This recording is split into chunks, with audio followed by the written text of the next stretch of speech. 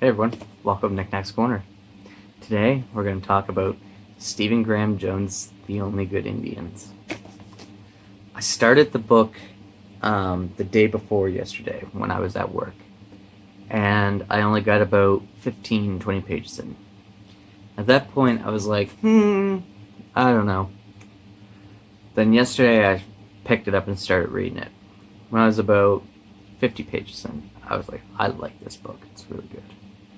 When I got to 100 pages in, I knew I had to finish it that day. So I sat down and I did the book 300 pages in a single sitting, somewhere between 6.5 and 8 hours it took me to read it. I really, really enjoyed it a lot. And it was different. His writing style is unique in a way that I've never read anything like it before. And that's why when I first started reading it was only like 15 or so pages in, and I was sort of just like, I don't know. Because it was weirdly written. And then once you get used to it, it's very unique writing style. And it just, the storytelling in it blew me away. When I was in high school, a friend of mine, Roddy Gould, he had told me a story about magical Indian crabs, he called them. So the story goes, elderly Indian man and a white man are sitting on a dock getting crabs. The white man keeps putting a lid on his bucket because the crabs keep crawling out, and so he says to the native man there, why don't you have a lid on your bucket? Your crabs are going to come out. And he says, no, they're magical Indian crabs. When one tries to jump out, the rest pull them back in. And it's an analogy for how reserves work, in a sense that a lot of the time people will try to get out of the reserve and the people in the reserve pull them back in. That's why it's hard for a lot of Native Canadians and Native Americans to get out and make a life for themselves outside of a reserve. It's not entirely because a reserve is a bad thing, but it's because they've been segregated for so long by our governments since they've come here that they have had a hard time of getting out. And this book does such an amazing job. Stephen did a fantastic job at displaying the race relations from outside of the reserve to what it's like being on the inside of the reserve. And this book is not about one character, it's about 4 characters. It's about a group of 4 friends who go out hunting, and I won't spoil anything else other than that. They go out hunting and a spirit comes back and kind of hunts them all down. I guess the best way to describe this is a slasher, sort of like Friday the 13th or Freddy Krueger, things like that, in a sense that it's a revenge tale by evil spirit.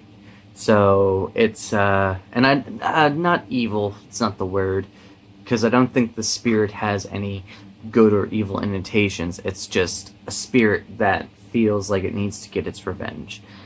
And it is so well done.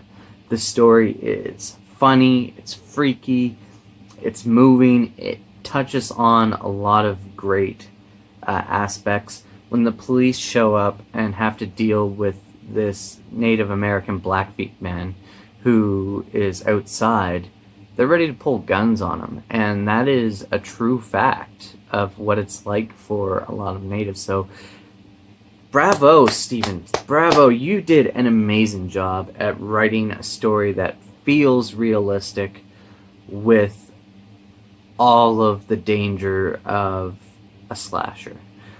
I loved it. It was so good. It threw me off once we had that shift, which if you read it, you'll understand. But don't allow it to throw you off, because the next part after that shift is phenomenal. You will read it and you'll be like, what's going on here? I just invested all this time over here and now we're over here. And I don't think that's a bad thing at all, especially the way he tells it. And I have to give it a 5 stars. I'm pretty sure it might even be my favorite read of the year. Move over Poppy War. Because it was just so well done. Look at this beautiful cover. I love it. Think like the Wendigo and things like that. It's sort of that sort of style of things, and it's so good. I just, can I say it again? It's so good. Let's go over my points here. Author's voice and writing style. Like I said before, it's unique, it's interesting. It took a little bit to get into, but once you're in it, it's amazing. The overall story was phenomenal. I really loved how the story went, and I love how it was told. It's very interesting, has some aspects of how important some things are to certain cultures and things like that. Beginning and ending. I thought this had a wonderful ending. It had a great beginning. I was, at the beginning, I was interested. I wasn't sure what was going on, but I was interested. And the ending, I stayed up and read it all night long. Continuity and consistency. I don't know if there's any continuity errors in this story. It seems to be done so well.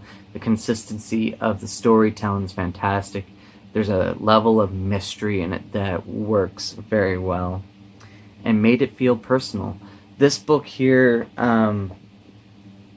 it did feel personal in a way that it was so well done. He made you feel like it was a part of you when you were reading it, and I love that. So highly, highly recommend it. I'm giving it the total 5 stars, and I hope that you guys will pick it up and read it because it is so good. If it's on your TBR already, move it up the TBR. You got to do it. Just got to do it. Yeah, I just so good. I'm going to end that here because I'm just saying so good so much. Anyway, guys, thank you for coming to the corner. I have discussions on this over on my Discord where we're talking about it in its own little form. So if you guys are interested in talking about it, please come on over and discuss it. You guys have a wonderful day and take care.